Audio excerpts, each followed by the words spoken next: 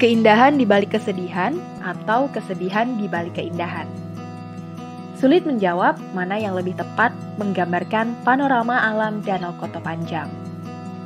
Bukan tanpa alasan, kata-kata tadi hadir dalam benak kami. Mengingat sebelum tahun 1991, kawasan perairan dengan bukit-bukit hijau di sekeliling ini dulunya adalah perkampungan penduduk. Adalah proyek pembangunan PLTA Koto Panjang yang mengubah bentang alam kawasan ini hingga menjadi seperti sekarang. Demi menghasilkan pasokan daya 114 MW, digagaslah pembangunan bendungan yang selesai pada tahun 1996. Caranya dengan membendung aliran Sungai Kampar sehingga terbentuk danau seluas 124 km persegi ini.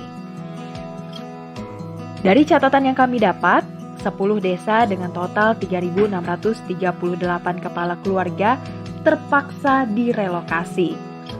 Langkah yang saat itu tentunya menimbulkan pro dan kontra. Dalih krisis energi dan kebutuhan atas pasokan listrik menyebabkan urgensi pembangunan PLTA tak bisa ditawar.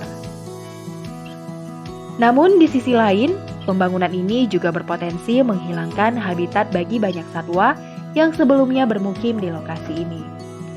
Gajah dan harimau Sumatera diantaranya. Selain itu, perubahan bentang alam berpotensi melahirkan bencana ekologis. Belum lagi dampak sosial yang harus ditanggung pasca proses relokasi penduduk. Lebih dari 2 dekade peristiwa itu sudah berlalu. Hamparan gugusan pulau yang terletak di tengah bendungan PLTA Koto Panjang ini kini berubah menjadi objek wisata andalan Kabupaten Kampar. Penduduk sekitar mulai mengubah perbukitan menjadi spot berfoto dan tempat peristirahatan. Salah satu yang paling populer adalah Uluk Kasok. Puncak Uluk Kasok kerap dijuluki Raja Ampat dari Kampar. Lokasi ini mulai ramai sejak viral di tahun 2017. Menyajikan panorama alam indah dengan latar deretan bukit-bukit yang ditumbuhi berbagai jenis pepohonan.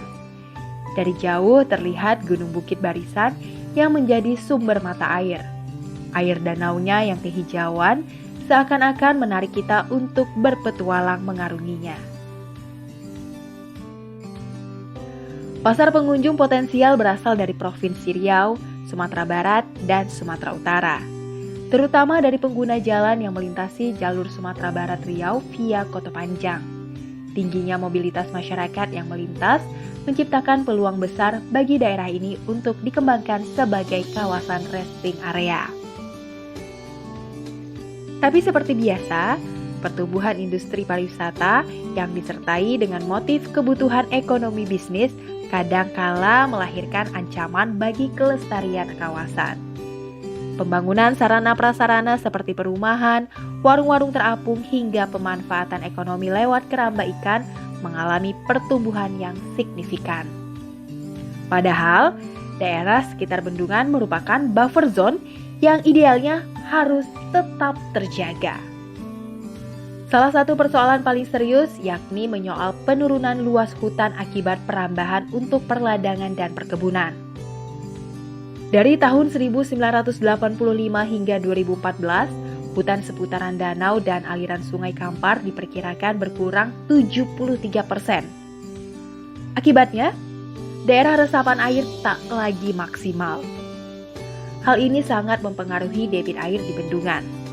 Ketika kemarau, debit air menurun drastis hingga sulit memutar turbin. Bila musim penghujan datang, debit air akan melebihi batas normal yang berpotensi menyebabkan banjir. Merestorasi hutan di sekitar danau merupakan langkah yang tak bisa ditawar. Penyelamatan daerah resapan air harus menjadi perhatian semua pihak tanpa terkecuali.